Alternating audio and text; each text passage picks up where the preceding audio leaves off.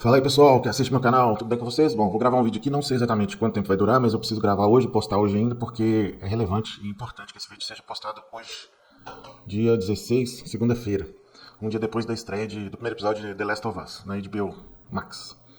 Bom, é o seguinte, várias coisas aqui, né? Primeiro, tem muito youtuber, muito influenciador digital, muito crítico, passando um pano danado pra essa série. Falando que ela é muito boa, destacando aspectos técnicos da produção, referências ao jogo original e tudo mais. Bom, vamos lá. Eu joguei Last of Us em 2013, quando foi lançado, já no fim do ciclo de vida do PlayStation 3. Joguei a versão remasterizada do Play 4 e é um jogo que eu tenho um vínculo emocional muito grande. Muito mesmo.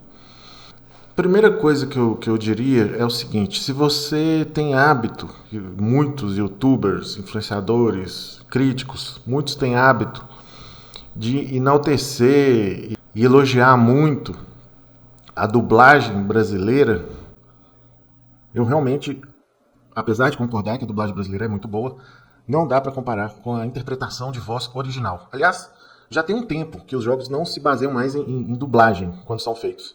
Quando você vê aqueles vídeos lá de making off, com o pessoal com aquelas roupas coladinhas, aquelas bolinhas grudadas no corpo e no rosto, eles mesmos se definem como... Eles são intérpretes de personagens, eles não fazem captura de movimento mais, eles fazem captura de atuação.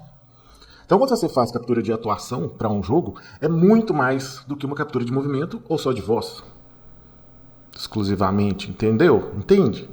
Por isso que uma professora de cinema, antigamente, falava assim: assistam sempre que possível, sempre que tiver legenda em português disponível, assistam tudo com o som original, porque a interpretação passa muito pela voz também, claro. Então, assim, eu vejo gente falando mal de God of War Ragnarok, um parênteses rápido. Eu tenho certeza que essas pessoas jogaram o jogo inteiro dublado.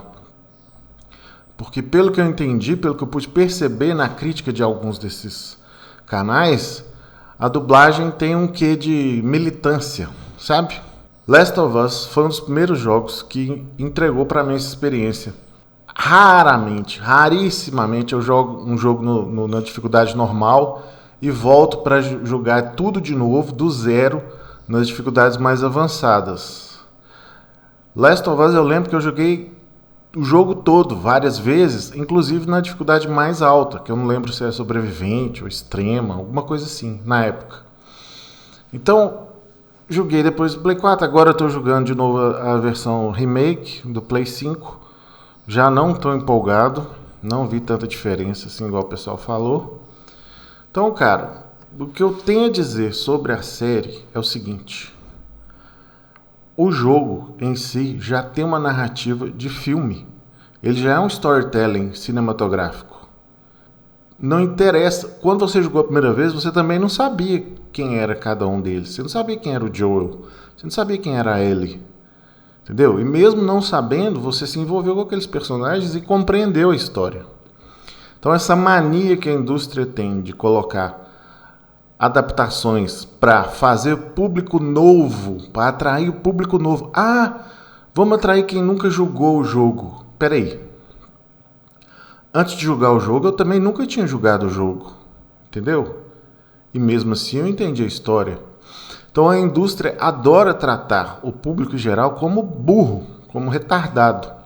Aqui um pouco menos, porque tem envolvimento do Neil Druckmann, né, que é um cara muito polêmico, que também é militante, que fez a maior aberração de todas em The Last of Us Part 2, que todo mundo passou pano, ninguém falou nada contra também, o que é um absurdo, porque o jogo tem gráfico ok, jogabilidade muito boa, gráfico muito bonito, mas do ponto de vista da história, foi a mesma coisa de pegar um jogo do Sonic e em vez de controlar o Sonic, você joga com uma geladeira. Né, o que ele fez foi uma atrocidade, foi um desrespeito, foi uma violência em todos os sentidos, com todos os jogadores, por matar uma identidade, uma propriedade intelectual, que é uma coisa dificílima de se fazer em primeiro lugar, logo nos primeiros 5 minutos de jogo. Então foi ridículo, ele fez tudo errado. Tem vídeo analisando o roteiro de Last of Us Part 2, mostrando como que ele foi infeliz nas escolhas dele, como que ele fez tudo ao contrário e como que ele desagradou por prazer, um jogo que teria tudo para ser uma grande sequência de um dos maiores jogos de todos os tempos. Então, mas tirando isso, como eu estava falando antes, esse aqui não tem tanta exposição.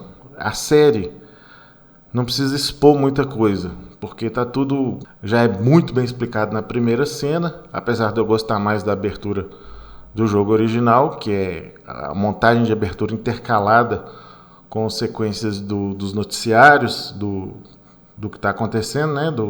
Da contaminação das pessoas e tudo mais. Aqui funcionou bem, ficou ok, não ficou nada extraordinário. Em relação ao elenco, vamos falar dos principais, né?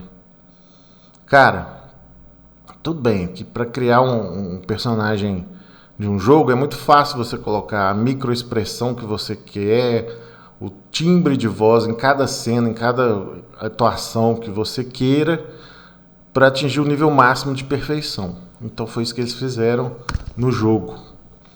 Você tem um Joel na história original muito mais casca grossa, muito mais fodão, mas principalmente o contraste entre o Joel do começo do jogo, quando ele está com a Sarah, com a filha dele, para depois de 20 anos, quando ele está muito mais bruto, mais frio, mais insensível, mais turrão, mais prático, mais objetivo, mais sofrido mesmo, né?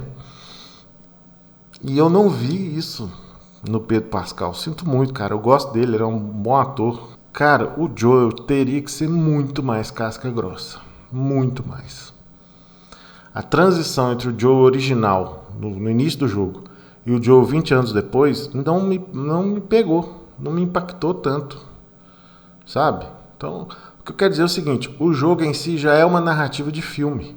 Para que você vai adaptar uma coisa que já é um filme?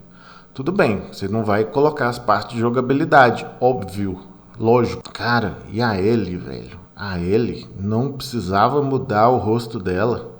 Eu tenho certeza que tem várias atrizes hiper mega competentes que entregariam uma Ellie ainda mais nova do que a Bella Ramsey e mais convincente, né?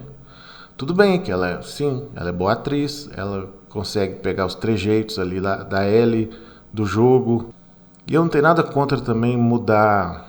Aliás, eu tenho sim, contra mudar a etnia de personagens que já são estabelecidos, como o Cross falou lá no vídeo dele. Se é um personagem estabelecido, para que você vai querer militar em cima de uma coisa que já está pronta? Por que você vai colocar o Leon Kennedy, que é um personagem foda do Resident Evil, como um muçulmano lá, um indiano, sei lá? Não tem sentido nenhum, cara. Pra que você vai colocar a Sarah diferente do que ela é no jogo? Não tem sentido nenhum. Não agrega nada. Aliás, só distancia, só cria um estranhamento mesmo. Mesmo por melhor que seja o ator ou a atriz. Não tem sentido, isso não tem sentido. Personagem estabelecido... Mesma coisa, vou fazer um filme do Sonic. O Sonic vai ser vermelho e não vai ser um porco espinho, vai ser, sei lá, um esquilo, né? Uma taturana, sei lá, um sapo boi. Não tem sentido você fazer isso.